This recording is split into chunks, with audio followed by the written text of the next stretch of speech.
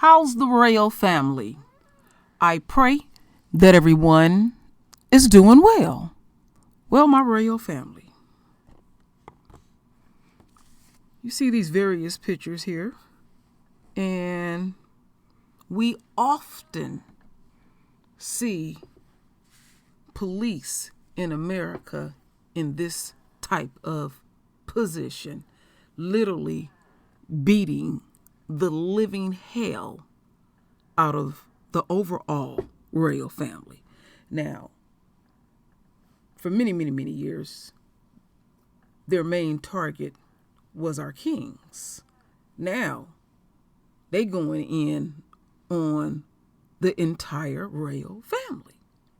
Now, lately, we have been seeing the police in this fashion because of coronavirus. So last night, me and Lisa Cabrera had a really deep discussion about coronavirus and the effects of coronavirus. And we're seeing more and more people instantly, literally, we just seen it the other day. A nurse gets the shot, and 17 minutes later, she passing out. We know that vaccine mean us no good at all. But even though I'm not going to take it, I'm on the but factor. I, over here on the True Royal Family and True Royal, fully 1,000% support the pigs of America to be one of many amongst many to be vaccinated, because they are essential. They are essential. And as we go on this journey, we're going to also learn that the pigs feel a sense of entitlement. And after I break it all down, I'm going to point out many, many things. But I want y'all to fully understand, I'm supporting them on this 1,000%. Now, some people will say, are you slipping, True Royal? No. You sharp. You're going to have to read in between the lines. Some things I will just say it blatantly, and some things I will be on code. You know, we live on that factor, you know, in order to survive. You know, we should be on code. So, I have videos to show. I have something that I'm going to read the royal family to as well. But before we get into that, I feel like it is necessary to play this first video. I really enjoyed it. And this one is almost 4 minutes. And we're going to see how this whole thing really works.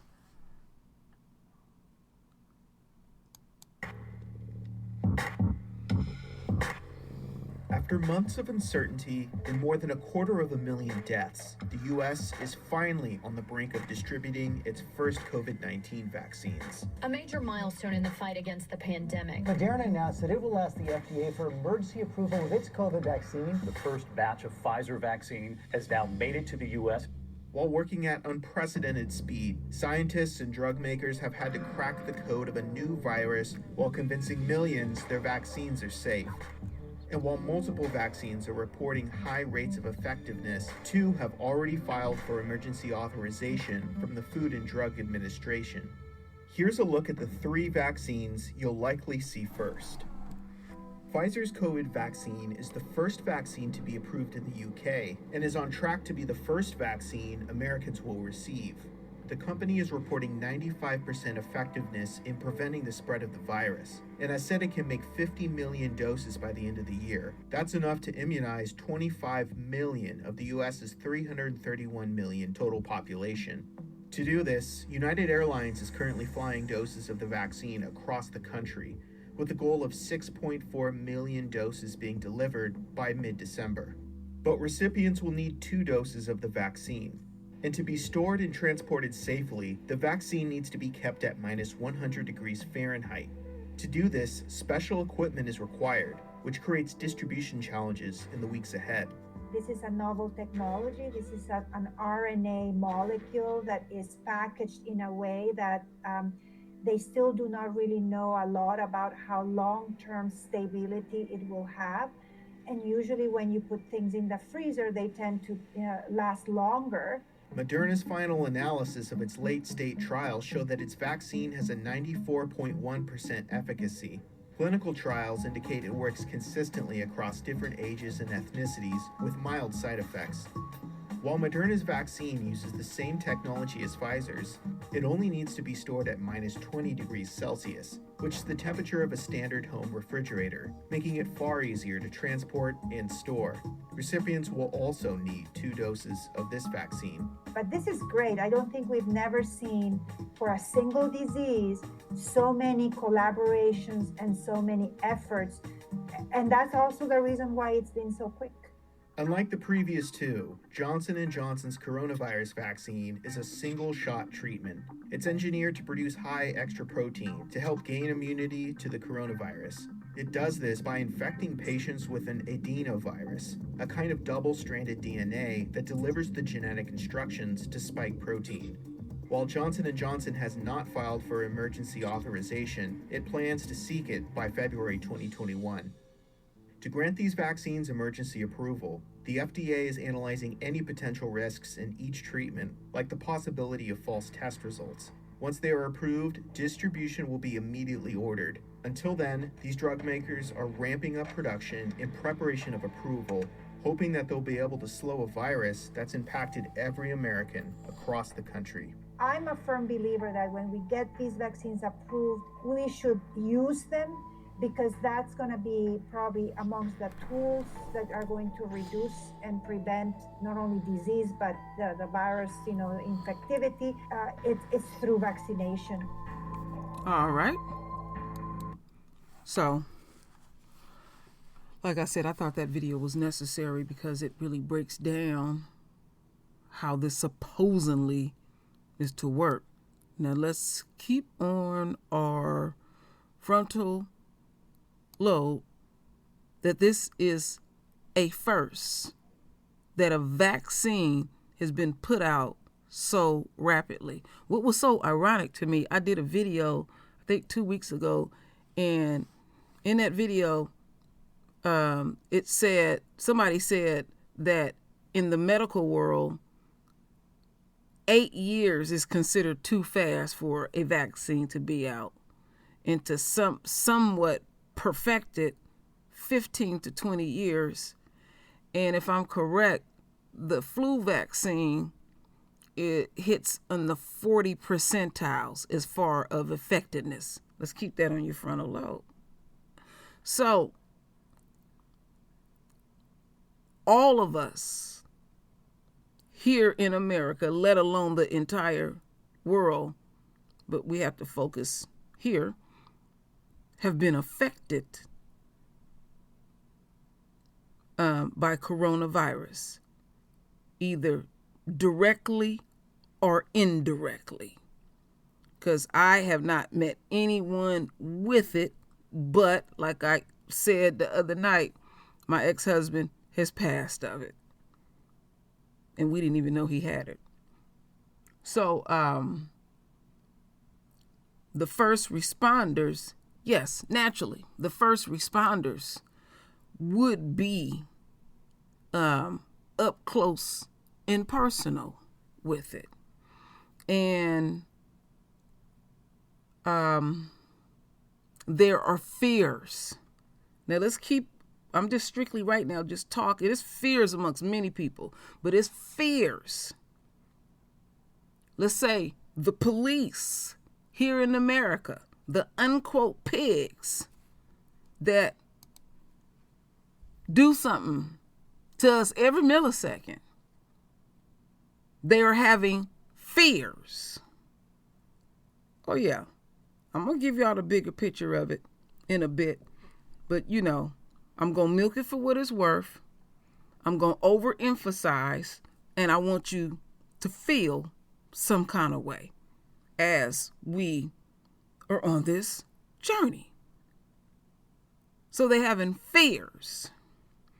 Also, let's keep in mind, once we came out of our captivity, the events that have been going on daily here in America. Some of our own folks say, why are you getting overzealous? It's like a child turning 18. They not technically grown yet. They don't have no life experience. But one thing that I can guarantee you, what I've seen with my own eyes, and I have never seen anything like this ever, instant karma, consistently. People who have mocked, people who have disrespect Rona about that life. And if you don't respect Rona, it will show up in your life and you will feel some kind of way. So they're having fears. And their fears are legitimate. So let's get right here next.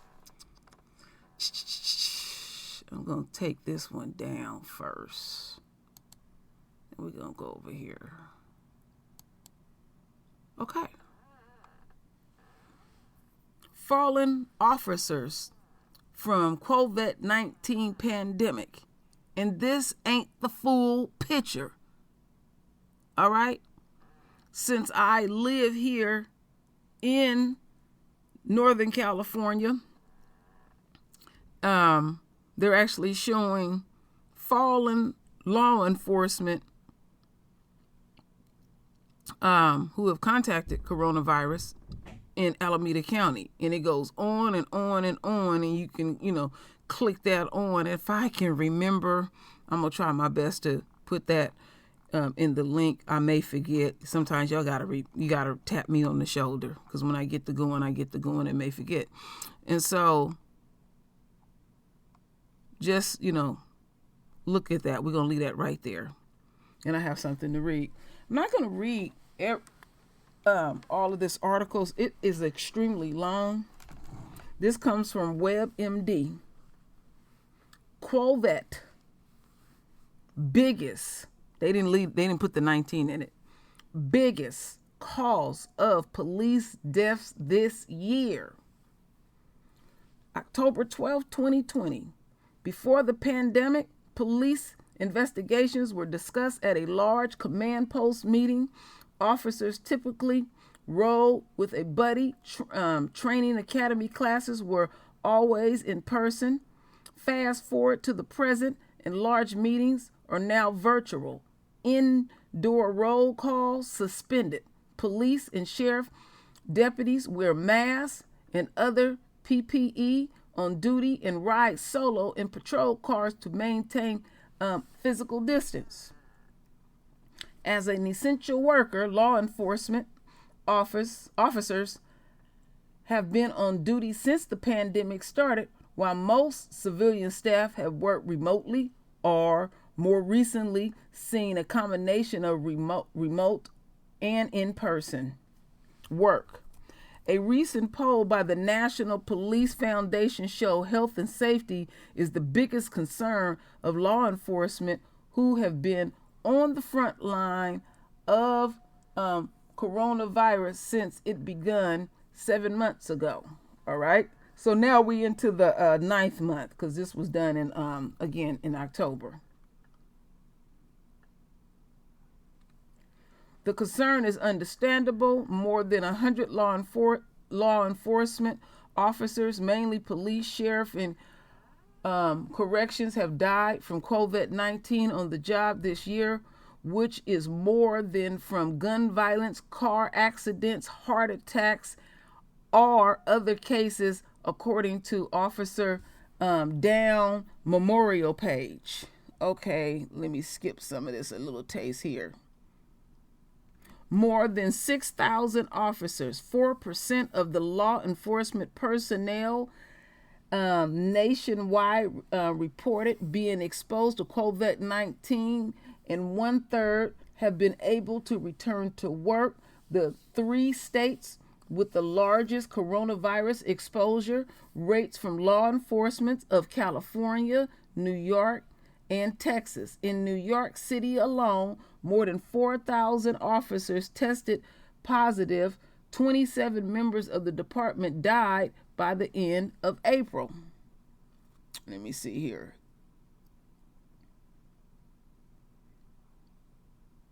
In Seattle, among large police department with 1,344 police officers and 613 civilians, 11 have tested positive with no deaths. Okay, so some people didn't die, but they did contact it. And let's not forget that even the people who recover from it, we have heard stories where they are, permanently injured. Breathing may be labored. I've heard many of them saying they could tell their mental health has been compromised. I've heard all type of stuff. People lose their sense of smell and taste, and it takes a while for it to come back. Okay, let me see here.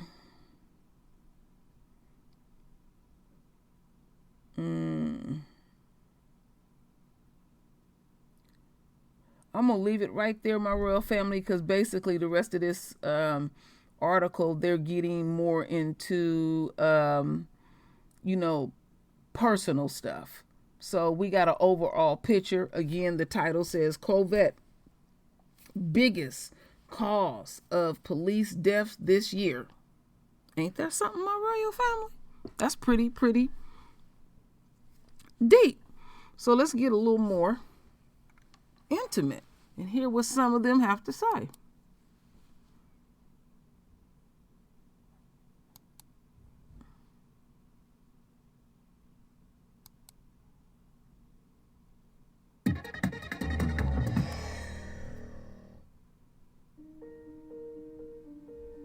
It basically felt like I got hit by a semi-truck. It was horrible, and I don't ever want to go through it again. I went into COVID-19 as a pretty healthy individual, and this thing was absolutely horrible, worse than anything I've ever had in my life by far. On March 17th, I noticed that I lost my sense of taste and smell while eating a burrito. The next day, I started getting a little tickle in my chest and just a very mild cough. And this is right when COVID was breaking out. Thought maybe it'd be a good idea to stay home. So I took the rest of the week off. Thursday and Friday, I did not come into work, and the symptoms progressed to get worse. And it was the next day, it was that weekend that I started feeling symptoms. I've been working with my partner, Officer Jerry Wukowitz, the week before, and we had gone up to a traffic direction at a school, and we had ridden in the same squad. My sergeant and I rode in the same squad together later that week that when Jerry was sick. We all shared an office too. Could have been during conversation in the office, but we're guessing probably the closest in proximity is when we were sharing a squad car. Me and Jerry had just been in a squad, for literally maybe 10 minutes to the event and 10 minutes back. And to think I got it that quick, how were my other coworkers? And I was just with my family the day before, and we had all ridden in a car together. I told my husband, and I isolated that night. I slept downstairs, and the next day he started getting symptoms. So unfortunately, he had contracted it before we knew it was COVID. I mean, it was scary seeing how fast it spread. At the time, we didn't know kind of how big this was, and the CDC hadn't come out with all the recommendations or the guidelines. I've had influenza. This topped it all. After I got the initial sinus ache and headache, I had body aches, I had fever, I had chills. This just kept hitting me, and to think on day 10 I'm sitting there with 103-degree temperature, it got scary. And my wife was thinking she was going to have to take me to the hospital. Do I need to call 911? And I'm like, I can get through this. I'm just watching my temperature, but that's where it was very scary for me. My sense of taste and smell is not back. 9 months later, I'm probably at about 40%. The scary thing is there's still a lot of stuff out there. We don't know what's going to happen in the future. There could be lingering effects. With our line of work as police officers, we have to come to work. We have to come to work every day. Every couple of weeks, we have at least one Bloomington officer that tests positive for COVID. We're out in the community every single day. We're out responding to, houses, apartments. We do have N95 masks and goggles that we wear when we have contact with the public. Keep practicing the guidelines, stay safe, not only for your sake, but our sake too. With the masks and the distancing, not only do we don't want to catch and pass it out to our families, but we don't want to catch it and pass it on to others in the community. Ask yourself what else you can do.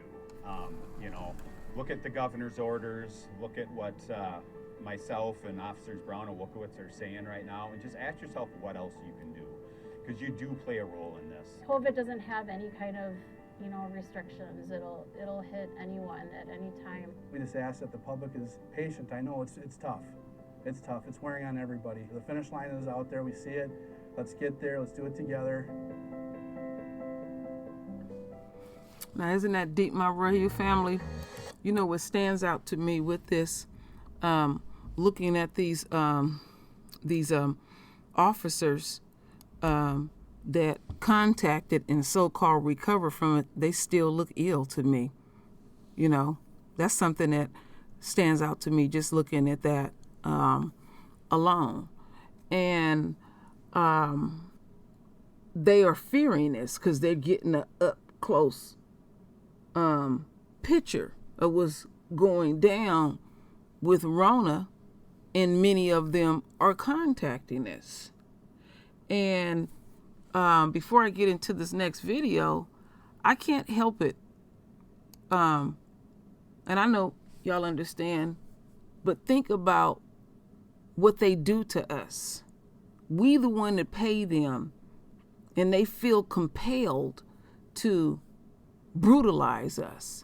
Even when that first shutdown happened, I remember seeing up in New York how the cops was coming at us head first if we didn't have a mask on, but then everybody else they approached, they handing out masks like they got to brutalize us to put it on. One thing that stands out to me with Corona and the police is that because I'm not going to get overzealous, some of them just going to do their damn job. And because they have always went out of their way to terrorize us and damage us. I have often said this more than once on this channel, that when the enemy gets an opportunity, and you may not even get arrested, and they have that type of mindset, the ultimate goal is to damage you. So they got too much, as far as I'm concerned, too much idle time on their hand, because they feel in some kind of way. They know that they are protected. So if they feel the need, they want to whoop on one of our ass, 99% of the time they going to get away with it, and it can even be on videos. But it does expose the enemy and also the enemy's supporters.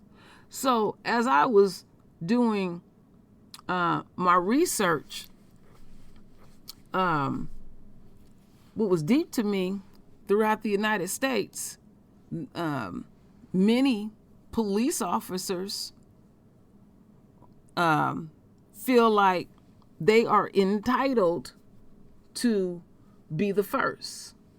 And I said, that's a fear too. Now, many amongst the royal family said they ain't taking that shit. But I fully support the pigs on this one. I really do. I hope as many as possible get vaccinated, because they're pumping poison into you. Isn't it ironic, my royal family? In this war, We have not had to use any arsenal at all whatsoever. Ever. All we got to do is continue to be obedient, demonstrate our faith, and stay separate. Because as they are going into their captivity, they are being weakened. Sacramento Police Officers Association wants police to be included in the first wave of vaccinations. Go ahead with your bad self. Here at ABC 10, we stand for you, and we're working to get answers on the rollout of the coronavirus vaccine here in California. Keep in mind, Governor Gavin Newsom says the first doses of the COVID-19 vaccine should arrive in California between December 12th and December 15th. But news that the first shipment will not be able to cover all frontline essential workers has different groups making their case to be first in line. Yeah, I think it's critical. I mean, our officers are out there and we're interacting with the public in ways that other people aren't. New tonight, the president of the Sacramento Police Officers Association, Timothy Davis, says police should be part of the first wave of vaccinations since they face an increased risk of catching the deadly virus.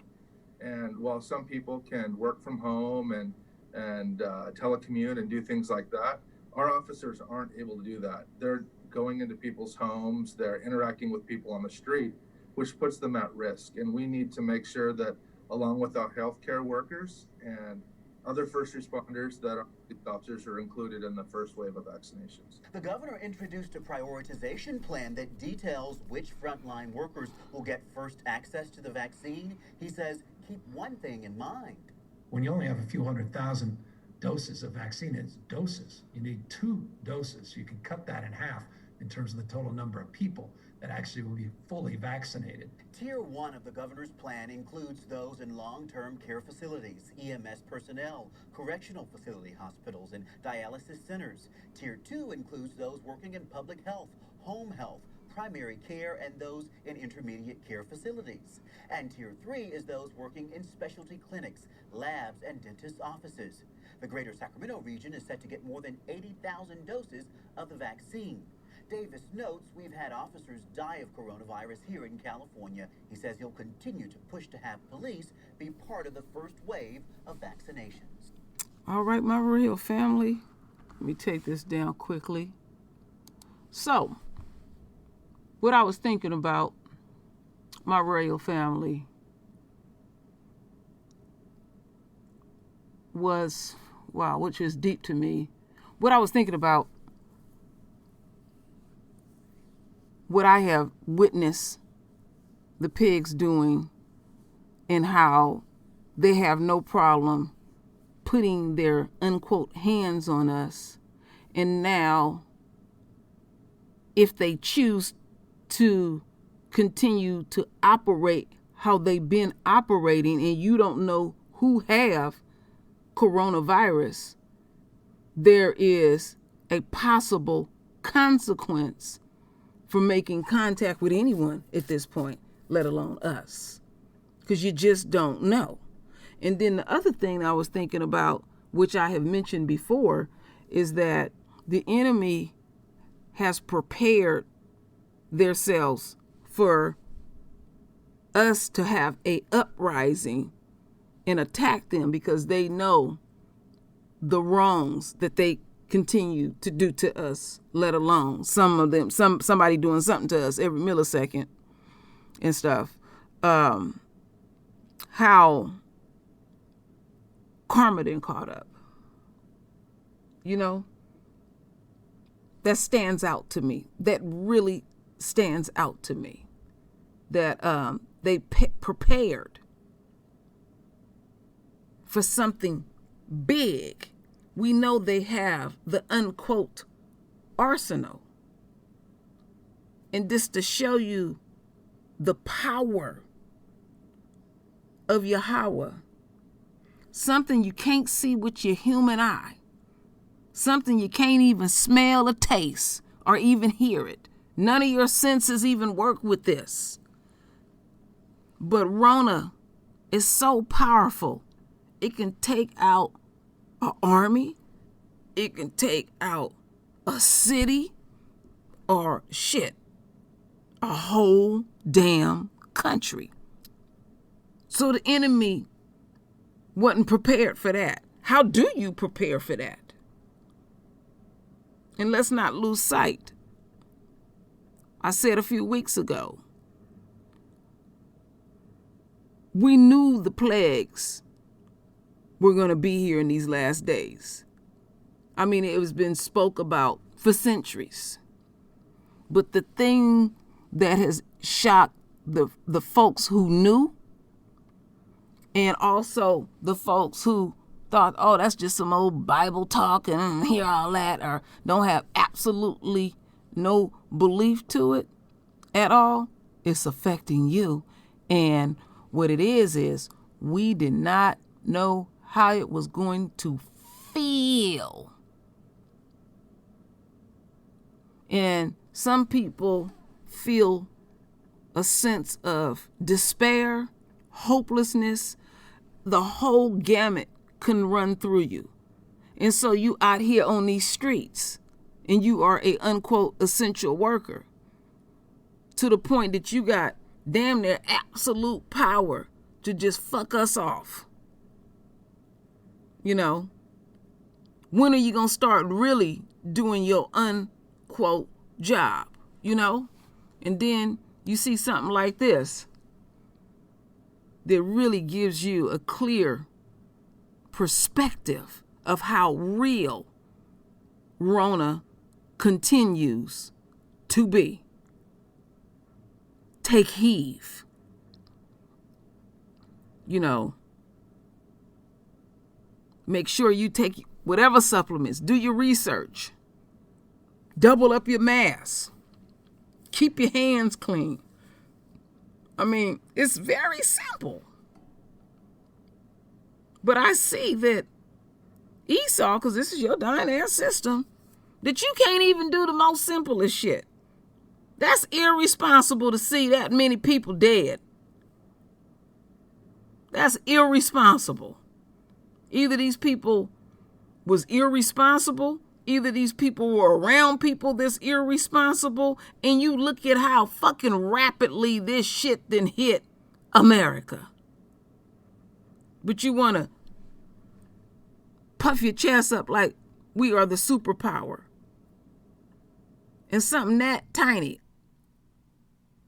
will knock your ass down because you didn't want to do the simple things. You don't want to sacrifice. You want to just lollygag and walk around like you invincible.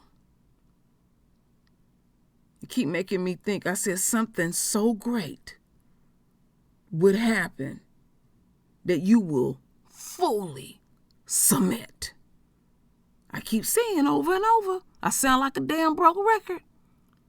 When you feel the presence of Yahweh, you gonna submit. You think you got heart. You think you big and bad. And you see them submitting. Now they didn't put their eggs all in one basket. You know, now they talking about what they entitled to. They want to be the first. Go ahead and take that damn poison. Every day, day one, out the gate. That's all we've been hearing. How somebody is being affected by this poison. But you got some people, they dismiss all of that and they want to be the first. Be the first. That's something I have always known. It ain't always good to be the first. But then the twist of it is, but you want us to be on the main line, taking it more than anybody, so you can see how it affects us. Because you don't value our lives, but we value our own. And it ain't just us out here saying that we don't want to take that vaccine. I was on Twitter 2 nights ago, and that Becky that fainted, her folks is dragging her. And they saying, I didn't plan on taking it, but that confirmed it. That's the part that pisses me off. This is all they've been talking about is the royal family, you know, because we don't trust the medical system that continues to do what they do to us, but you can trust us now. You don't want to focus on nobody else. There's other groups out there, other races of folks out there that don't trust this system.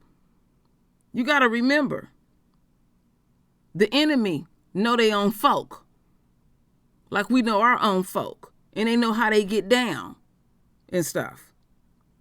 So they don't. So some of them don't trust the process either. And then the thing that gets me about this is they want to make it like we uncouth, don't have a clue, ain't educated and all that. You done educated us on your bullshit and how you get down here in America. We well versed about your shit. It don't take no rocket science when it comes to dealing with Esau and Esau's shenanigans. How funky you get down. We can predict what you're going to do before you even do it. But now you in a unquote state of fear. This ain't going to go away. You don't want us to get our reparations. You keep mocking us and doing whatever you're doing to us. Now your immediate situation is affected. And then the next thing they're going to come with that kumbaya stuff. Oh, we going to all be together. You hear Fauci out there calling us brothers and sisters. You ain't my brother. I know who my brother is and I know who my sisters is. Using that old talk. We ain't falling for your shit. Ain't falling for it at all. And what you don't like is somebody like me that got a damn mouth and telling you, no, I ain't doing it. See, they want us to go back on them plantations where we don't have a say in anything, and ain't nothing mandatory. That's another thing that pisses me off. Our own folks running around with these damn fucking rumors. Do your own damn thinking. You just gonna let somebody shoot something up in you, let alone your babies? Well, I won't get no job. Well, then you just don't have no damn job. 9 times out of 10, we don't have one anywhere or a piece of job that can barely even pay the bills. Don't let these people fool us into this shit. But I wholeheartedly support the police officers of America to get these vaccines. And make sure you go back the second time too. Yeah, I support that fully. So the question that I asked the royal family, do you support it? Do you? Well, then what you can do is render your voice with your beautiful divine words. And it's always, my royal family, I thank you for your love and I thank you for your support. And with that said, Ashe.